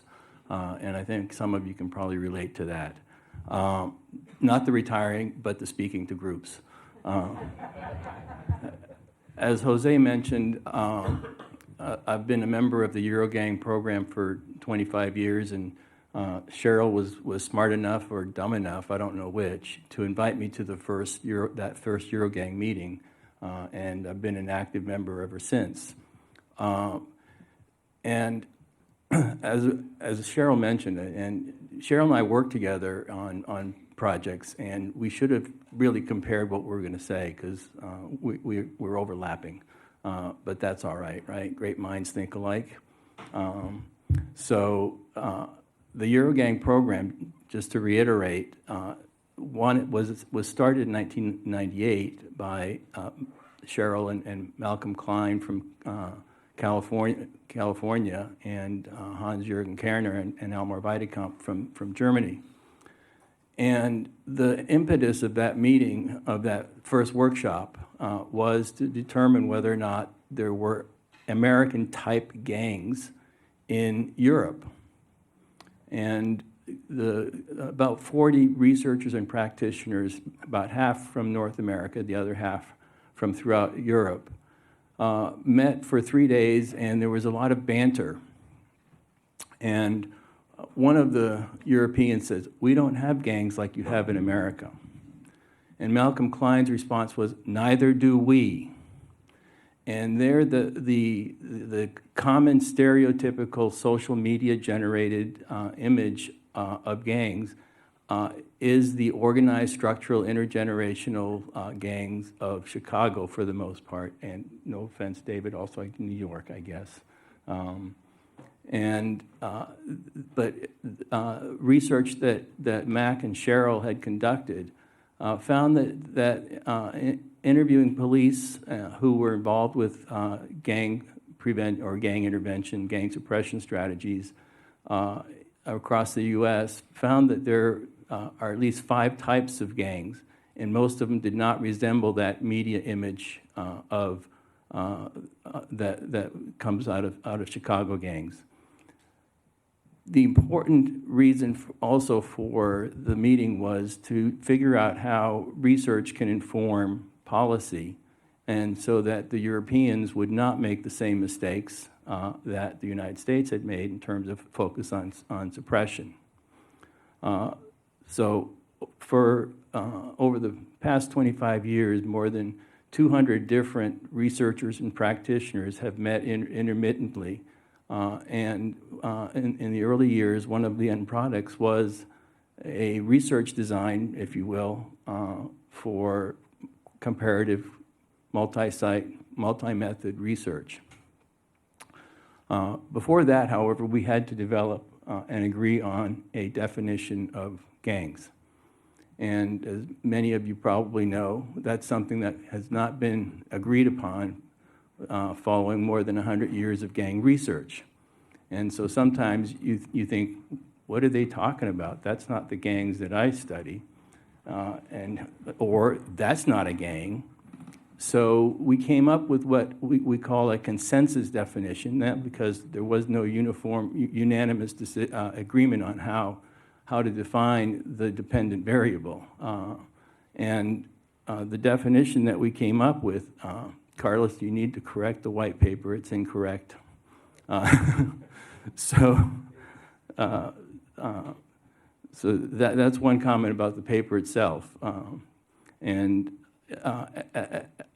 Having worked on the Eurogang project for so many years, I must admit it's really refreshing and wonderful to see a multi-site, multinational, multi-method study actually take place, and especially in areas where there is a paucity of research on gangs. So I have to compliment the team on that. However, I'm wondering, and Carlos, you can shake your head, that do you think you overstretched? My sense is 12 sites with all of the different methodologies, you probably wish that you had stuck to 4 sites. Because the comparing data, especially qualitative data, from 12 cities with all different kinds of phenomenon, different sample sizes, or actually different samples, different composition. And that's one thing that I would have liked to see in the white paper was just a descriptive of your samples. Yesterday there was a panel on gender, but no information about the gender composition or the sex composition of the gangs in the different areas that you included in the study. So I think that the white paper is lacking basic descriptive information that would help frame things. And with that, I'm going to conclude so that there's at least a few minutes for general questions. Is that okay, Jose? Okay, thank you. Thank you very much, Finn. Carles, do you want to explain something about the discussors?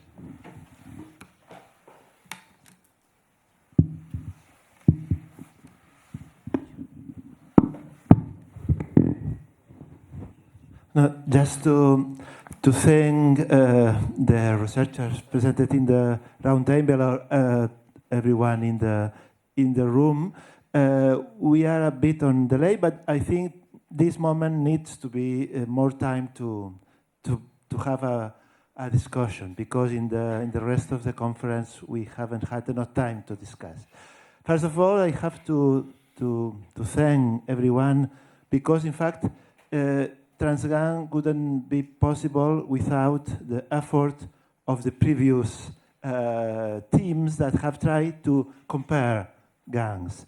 The gang research has a long history of case and local, very small investigations from Chicago to the world, but the effort for comparing different sites, different experience, has been initiated by the Eurogang program that I collaborate in the past. You remember that you have made an European proposal that unfortunately wasn't financed at 20 or 25 years ago. Also, with Mexico, with Maritza Urteaga, we started this comparative way, two ways, Mexican gang pong gangs and Spanish Catalan gang pongs.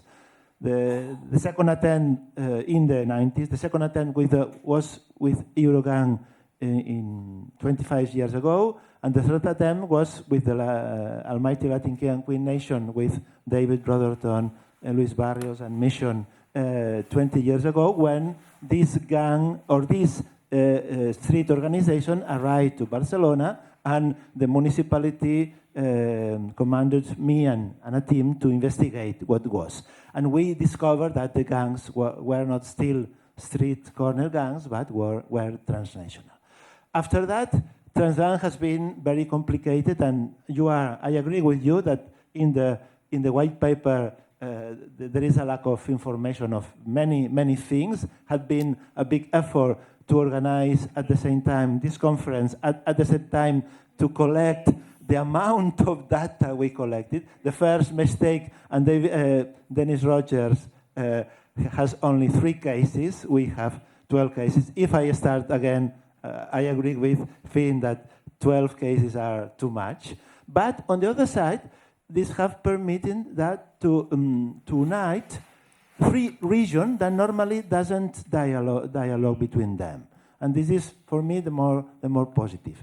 The same answer when you started the European program, and Europeans say, our gangs are not like yours. Here we have not this kind of gangs. And North Africans say the same at the beginning of the project. We have no gangs in the Maghreb. We have other. But fortunately, it has been possible to investigate with different protocols.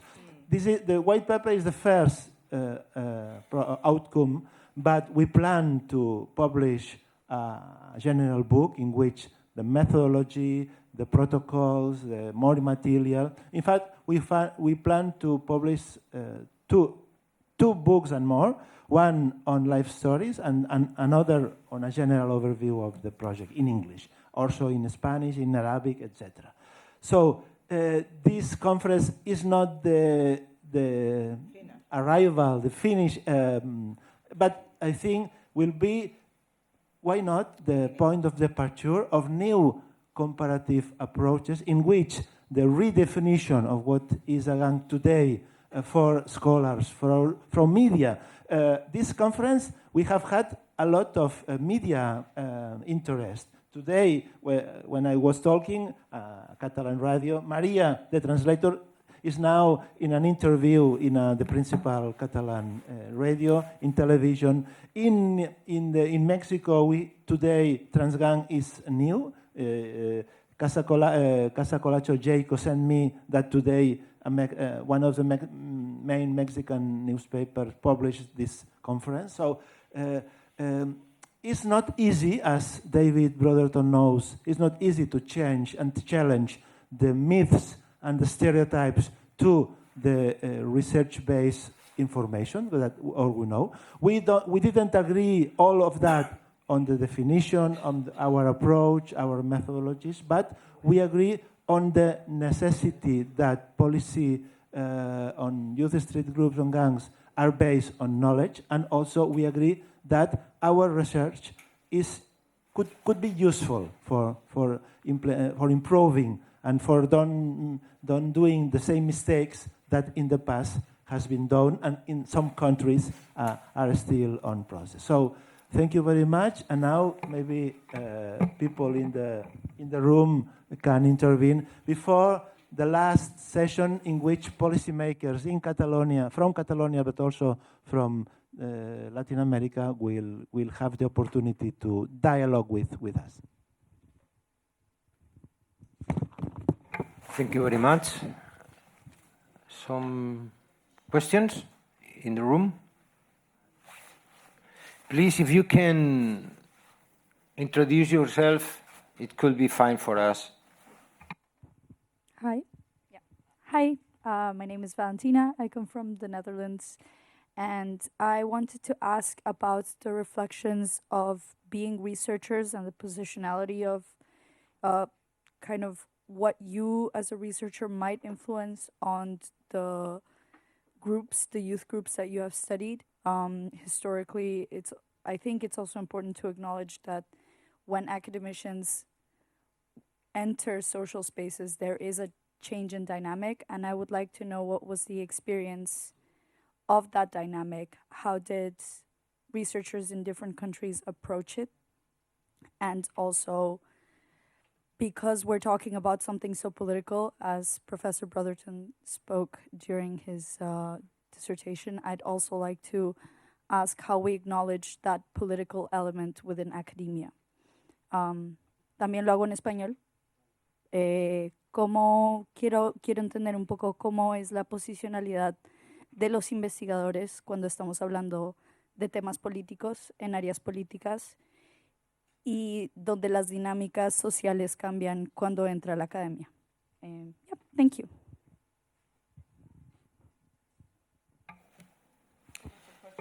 It's a good question. No, it's a great question. But if you wanted to ask something, if you, from the research point of view, from the research point of view. Okay. Yes. I don't know what can I say about, because it's very difficult question. Yeah. Because at the end, the first one that you can try to get is trust with your participants. And I don't say the informants, because if you say informants, you are something like extractivism researcher. So this is very important, very, very, very interesting to stay there, and when you come and when you get the trust of the people, maybe you can try to begin to understand something. But it's obviously that you know that when you stay there, all the relationships in the society are changing. This is very clear. But you must to be clear for the other people. But at the end, these people, when you are a researcher, I can explain some stories that my own fieldwork. I was in Cairo and once with now it's a very friend of mine. It starts like a participant in my fieldwork, but now it's a friend of mine. And he say me, okay, why you cannot try to get a visa for me to Spain? By example, this is all the time that you can demand, that the people demand you help. If you can try to help. But at the end, you are something like a contamination in an environment, and you must to pass. I don't know, like a ghost. If don't say anything, don't try to I don't know, to harm the people. This is the idea. But at the end, all the time you are in this kind of the relationships. But you are to be very conscious that you are changing the relationships there. At the end, also you can participate if you use the technique of participant observation. You could be a complete observer, or a complete participant, and you have a very high amount of degrees in this. Maybe you can start as participating, as participant of the group, but maybe you finish as a participant observer. But you can start as observer and finish as a participant observer. Thank you.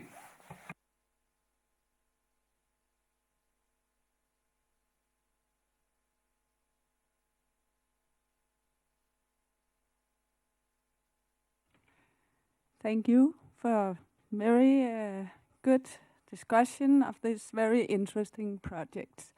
In my research, I've done research which relates to also you would call street organizations, which is at the same time preventive practices and where they are co-creating across the youth, the families, and the social services or municipalities, so across different kind of organizations. And the way it's also, we see the same problems about, the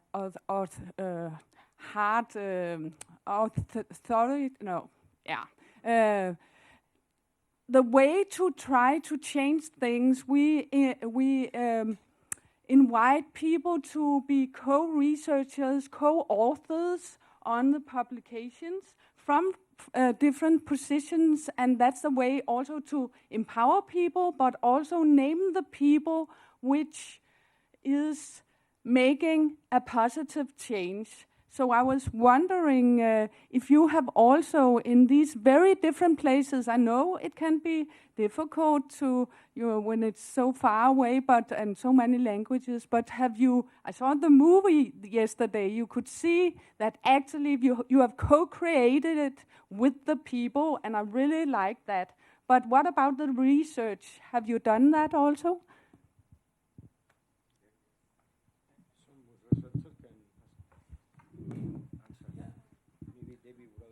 Yeah, so I don't know if this is working, but sure. I mean, the most recent book we put out, the Critical Gang Handbook, we had 62 authors. It's the largest gang handbook, and we had a whole chapter from leader of the masses of the street in Ecuador. Right? He hasn't got a credential. He doesn't have a PhD. He doesn't have a master's degree. I'm not even sure he's got a bachelor's degree. Graduate from high school, and fantastically, erudite, organizer of the street, right? And we published, it's a fantastic insight into changing conditions in Ecuador. We just put out a book on the Crips in Los Angeles, co-written by the founder of the Slawsons, which was the precursor to the Crips in Los Angeles, based on all the archives that he's collected. So constantly we're trying to, break through these, the cognitive empire of gangs, as Dos Santos called it, of gangology, right? And base it on the insider knowledge of the folks we're supposedly studying. The whole point is we're not studying them, we're studying us, right? It's a position of engagé, right? We have to be engaged, and we have to be engaged. There's no neutral observer here, right? We're in this business together. It's a human project. And the more we practice decolonization of gang studies, the better off we'll be, basically. Thank you very much. More questions? Please, if you can introduce you. Hello. Oh, me? Yeah. Hello, my name is Karen Cerón, and I'm a researcher from Colombia. And, well, thank you so much for your dissertations. I wonder, in your personal experience as researchers, what kind of prevention strategy worked in your cases, and if you can give us like a definition of gangs nowadays, like in terms of those kind of changes, because we are not agree about that, but I'm wondering if in your personal cases you can give us like a refresh definition in terms of gangs, and how can we understand this particular phenomenon that is a little bit difficult in terms of the context. So thank you so much. Thank you for your thoughts. Some questions more? Okay. The back side of the room.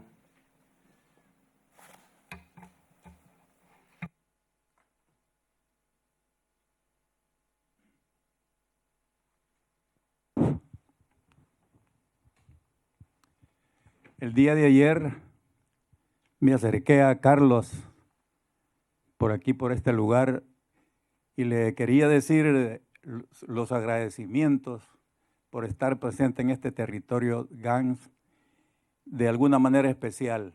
Le quería decir cómo me sentía yo después de haber recibido todo lo que en estos días he estado aquí percibiendo y aprendiendo. Ayer quizás no sentí que era oportuno hablar porque me sentía colombiano, me sentía alegre, pero también un poco así, dije que no era mi momento. Y le pedí que hoy agarrara un momentito como decimos en mi país. Soy salvadoreño, mi nombre es Francisco Mena Sandoval. Y lo que quiero decir es algo que se dice con el corazón, con el amor y con el alma. Quiero agradecer a todas y todos lo que aquí nos han entregado. No solo a mi persona, sino como decía la compañera de México allá, ¿cómo hacemos en un problema tan urgente para resolver el problema ya, ahora? Pero debemos de darnos tiempo.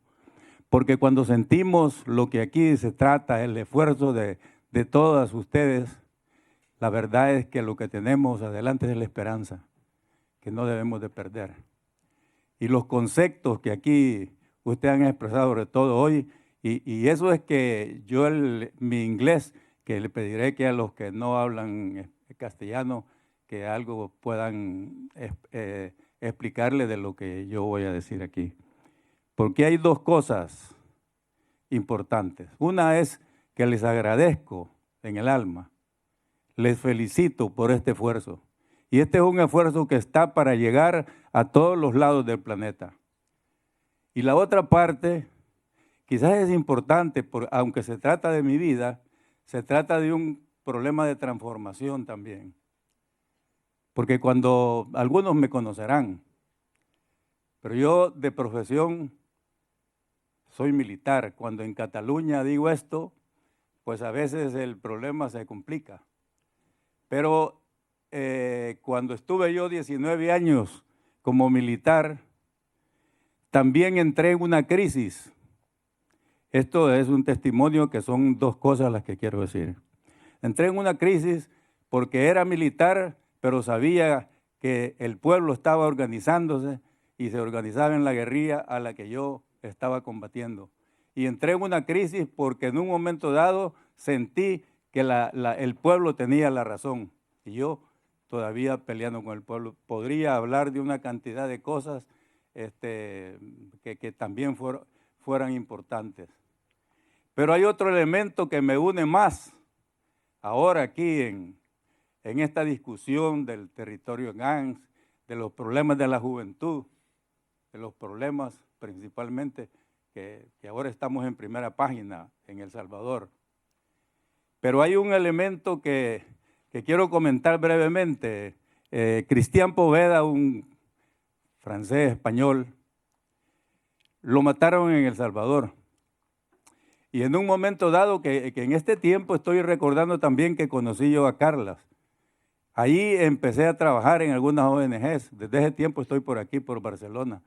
Y Unidos por el Flow también me llevaba a pensar un poco en el país, pero nunca como estamos hoy. Pero había un elemento importante que Cristian Poveda, nosotros queríamos traer la película La Vida Loca para tratar este tema. Y de repente, al llegar a El Salvador y querer hablar con él, me reuní con él primero y digo, bueno, y era un periodista que me había entrevistado en la guerra, porque yo de militar, cuando sentí el problema de esa cuestión, hubo un momento en que yo me pasé a la guerrilla. Pero lo que quiero decir ahora también es que ayer, y aquí la suerte me lo ha puesto aquí cerca, aquí a Sandro y a la compañera, los planetas están un poco ordenados, porque también ahora me pasa otra cosa. Me identifico mucho con los jóvenes de mi país, que les dicen maras, les dicen pandillas, y sufro mucho porque allá hay una cárcel para los terroristas. Y eso no es la solución. Y recuerdo esto de lo que estoy diciendo porque Sandro ayer tenía la gorra así un poco al revés. Pero Bukele, nuestro presidente, se la pone al revés para engañar a la gente, no solo a los jóvenes. Entonces yo también, les quiero decir, sufro con eso y me identifiqué, porque él dijo, ¿cómo vamos a permitirle a los militares que vengan a resolver el problema? Y entonces también reflexionaba sobre esa misma situación y me siento identificado ahora con esos jóvenes que están presos en El Salvador, que están en una cárcel de terroristas. Y aquí tiene mucho sentido el que no hablemos claro, es una realidad que está planteada ya, pero todavía tenemos esperanza. Es un Por problema favor, ¿cuál es su complicado, pregunta? ¿Cuál es tu pregunta? No, no, No hay pregunta. nada más, no hay Por pregunta. favor, necesitamos avanzar con la sesión. Bueno. Gracias. Bueno. You have a question there, yeah? Huh? Okay. Thank you. Nice to meet you. I'm Elena. I'm an anthropologist and also a humanitarian practitioner.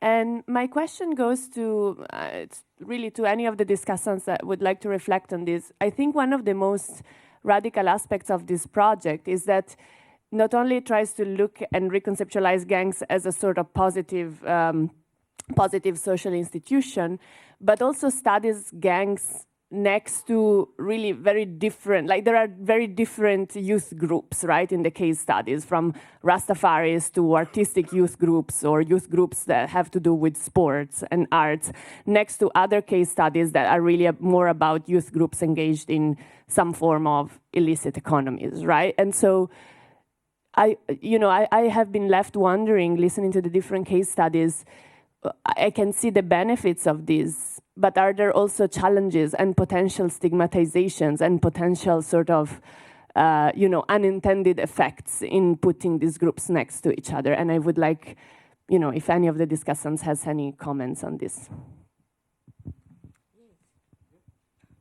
Lilia, please. I will try to speak in English. Tu me reprends? I think really it's an interesting point because when we meet teenager or youth people in this group, they can have the same engagement and adversity that we find in other group, civil group engagement society. They have this acharnement, but they isn't to the engagement to live, but to survive. You said, to survive. And survive, it really something because links and relation in past, in present, even in future are cutted, are not vulnerable. And this, I think, it's a very important thing to take in mind, because this difference really is a circle of vulnerability, and something that we can't take it similar to other groups. And the precarity also, it's difficult to compare to other artistic group. We must have all time this insecurity, fundamental insecurity. When we speak about clan, for example, we have this Lashir, Al-Qabila, clan or gypsy. There is a big security to feel we are in appartenance to something transcend history. And they don't change. They don't. When we meet them, there is something different.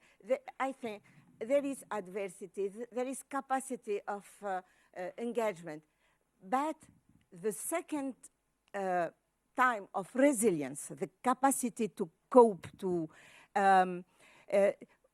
we have a capacity, competence to be intelligent. We say this, huh? To be intelligent, to cope with situation of society. Débrouillard, big intelligence to do with risk, with inattendu, inédit, crisis, trauma. They have more capacity and competence even when we compare to others.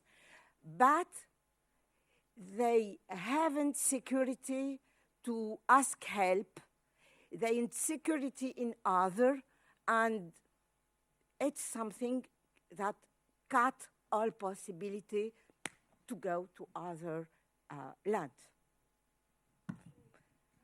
I am happy to speak in English.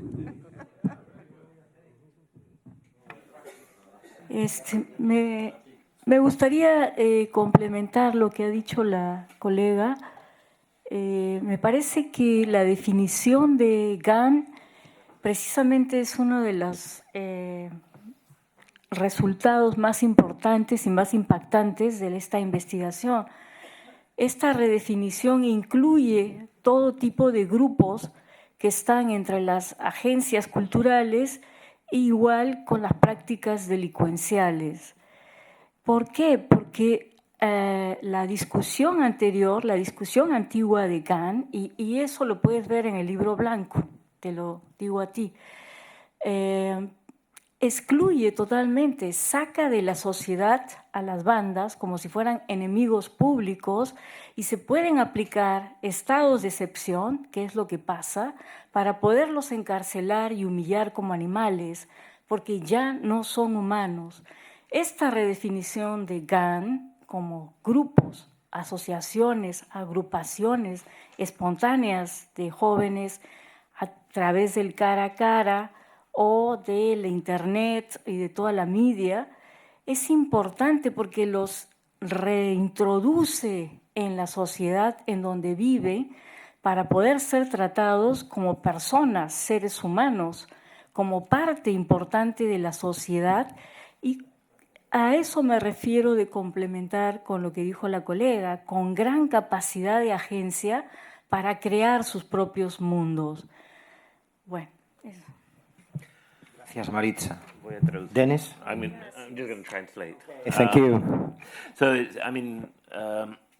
Maritza is very much saying that the major element about the definition of the TRANSGANG project, which needs to be kept in mind, is the fact that actually it deliberately tries to reinsert gangs within a universe of organizations, of kind of initiatives, of collective action that actually contributes positively to changing society. And predominant definitions of gangs very much associate them with negative, illegal aspects and therefore exclude them from society. And so it's very much about trying to, it's a definition which, and here I'm kind of extrapolating a little bit, is almost political in the sense that it's making a statement about not ignoring youth who happen to be in gangs, but see them as part of a broader collective action which is about changing society. Thank you very much, Denise. Okay, Rasika. Microphone. The last question, okay? Thank you.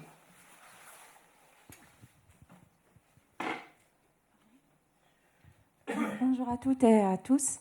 Razika Mdioub, sociologue et chercheur équipe Algérie. D'abord, je tiens à vous remercier pour cette belle opportunité de collaboration, à la fois enrichissante et passionnante.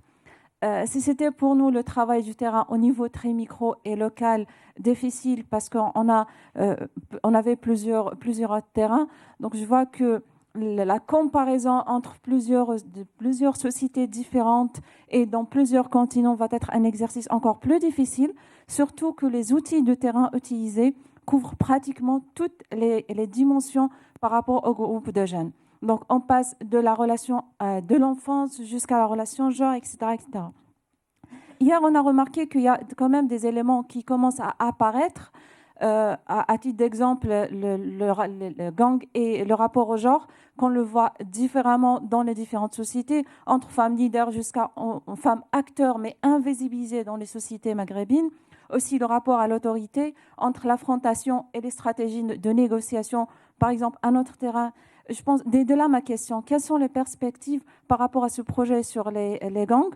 Est-ce que vous pensez que ce serait bien de prendre, au lieu de plusieurs éléments d'analyse, prendre un seul élément d'analyse, par exemple, jeune, voilà, se focaliser sur un seul élément, gang et genre, par exemple, gang et âge social, pour pouvoir encore le décortiquer encore mieux. Voilà ma question, merci. Sí, por favor. Bueno, in English? In English.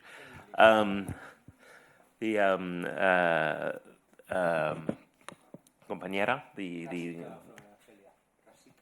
thank you. From the research team in Algeria was making the point that, about comparison, that actually already in Algeria there's a lot of different kind of elements which are being looked at, and actually thinking about them in common was quite complicated, and it's looking at it even internationally is even more complicated. At the same time, and over the last few days, we've seen quite a lot of emergent ideas and trends, and her question is it, for thinking about the future, is it a good idea to continue to think so broadly, or should we be focusing on one particular aspect? Is there one particular aspect of the emergent kind of trend that we're seeing that might be more profitable to look at than just thinking generally? So I think that this afternoon we can make an internal meeting for the team, and maybe we can try to look for this kind of emerging trends and how we can follow our work. But I agree with you that it's very difficult to compare these three regions because are socially, culturally, historically, socially, religiously, and cannot all things are very different, But at the end, the last work and the last try to compare is through metaphors to understand the things, It's not a real comparison of data. Okay, we have the data, but we can imagine other way to compare using metaphors, using some kind of creativity in the comparison text and analysis. Thank you, Rashika, for your question. Just one thing, genealogically, right, we have to understand the gang through discourse across time. It's very important that we see the gang on part of this continuum. This is really, really important, but it's not new. In criminology, history of criminology, one of the first people to do this were the Schrödingers. This was back in the 70s. And they saw the gang across this continuum of, human social reactions to different levels of marginality, right? We also have it in the Birmingham School. When they talked about that, these group subcultures were magical solutions by the oppressed to strike back against power that they couldn't really engage because the power, from the ruling class or the, white supremacy or whatever, was all part of the structure of society. So they fight back culturally, right? That's their way of answering back. So it's all about, capacity building, as the comrade said. And understanding about Verstehen, right, from Weber, to understand, right? Our job is to understand, right? It's from Spinoza, not to simply, present a discourse and we have it all cognitively in our heads. No, it's out there. And it's a relationship between us and out there and a transformation of society, which is key. It's fairy, right? It's conscientization. That's what's transformational. Mediation is about transformation of the possibilities of everyday life. It's not about social control, which is where most mediation leads to, and the disempowerment of communities. It's the opposite, right? So we're coming at it from a very reflexive, critical standpoint, and we're engaging with our subjects to transform society. That's the power of this kind of social science. Thank you very much, David, for your last words, and maybe we can go to take a coffee, okay?